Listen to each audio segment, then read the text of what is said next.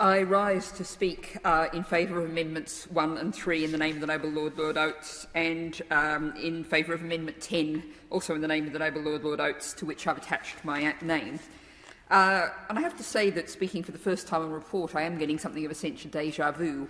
I don't know if the ministerial front bench has brought their snacks this time, but they can sit and watch the show as support. We see enthusiasm from both Labour and Tory benches for new nuclear power.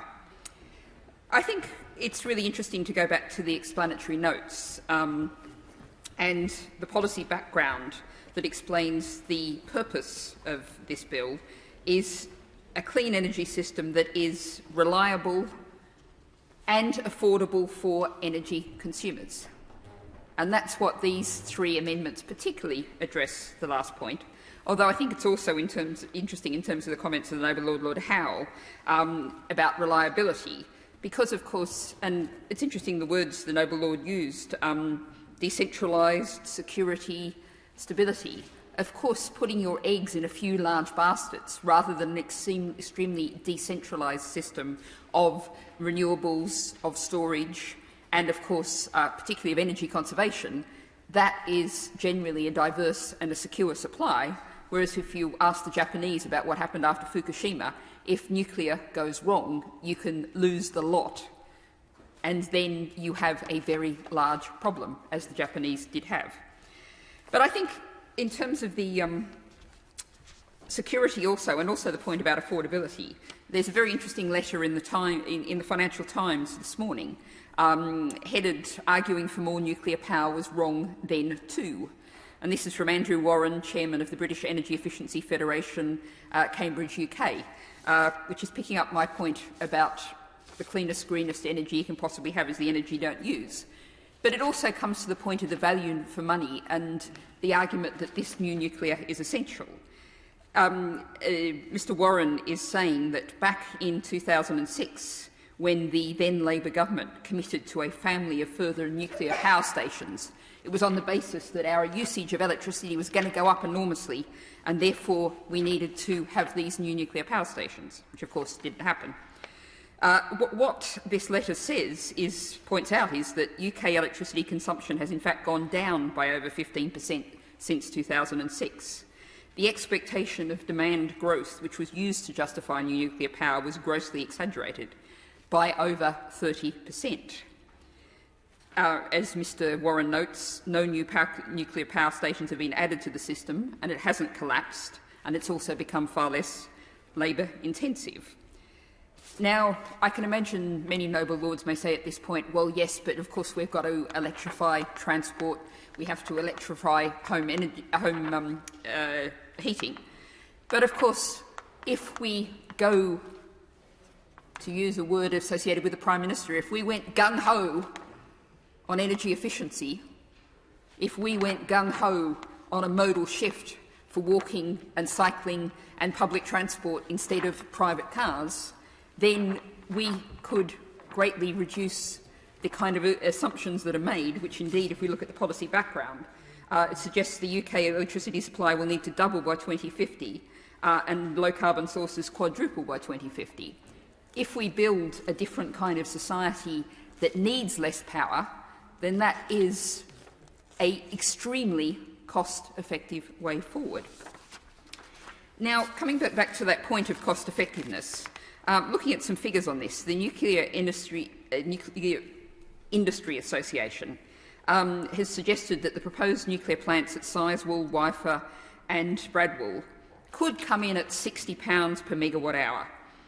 Now, we've just seen in the most recent offshore wind projects selected for contract for difference allocations, round 3, strike prices as low as £39.65 per megawatt hour.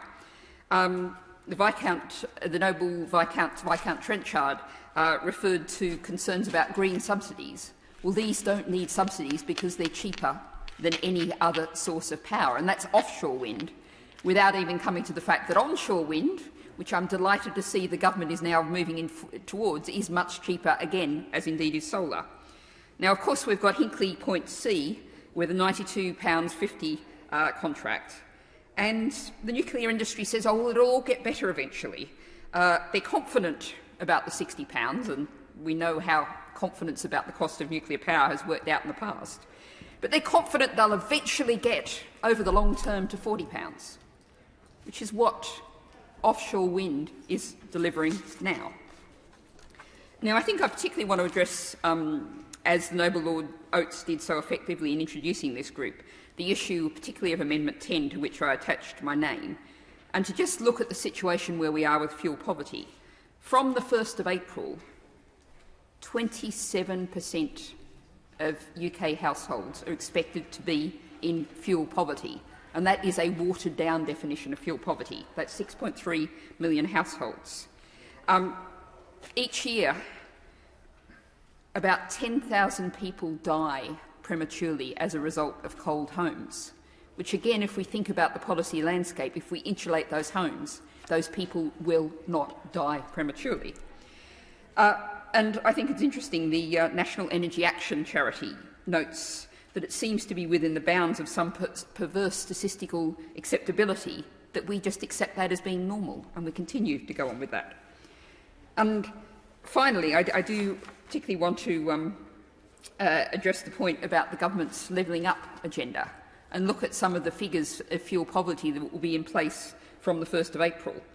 The Bushbury South and Low Hill area of Wolverhampton will have an 88% rate of fuel poverty. The Washworth Heath area of Birmingham, the Castle and Priory ward in Dudley, the Skelton area of Stoke will have more than 80% of households in fuel poverty. Areas of Rochdale, Leeds, Sheffield, Derby will be just below 80% of households in fuel poverty. Now, what we're talking about doing is adding significantly, through the use of nuclear power when there are cheaper alternatives available, to the cost of those bills. Now, it was said, and I would entirely agree with the Noble Viscount Trenchard, bring back the triple lock to pensions. But of course it's his government that took it away. By focusing on universal credit, we're not reaching everybody who's going to be in a worse situation because of nuclear power. But we are at least reaching a very significant group of people, and we'd also, I would note, through the universal credit, be reaching a very significant number of children through this Amendment 10. And finally, another question to address risen by the Noble Viscount Hamworth. He addressed and suggested that the Liberal Democrats weren't interested in sustaining our industry. Well, I would say, ask the question, if our industry is competing with a world that's gone for renewables, far, far cheaper renewables, and our industry is relying on new nuclear power, expensive new nuclear power, then that is not the way to sustain our industries.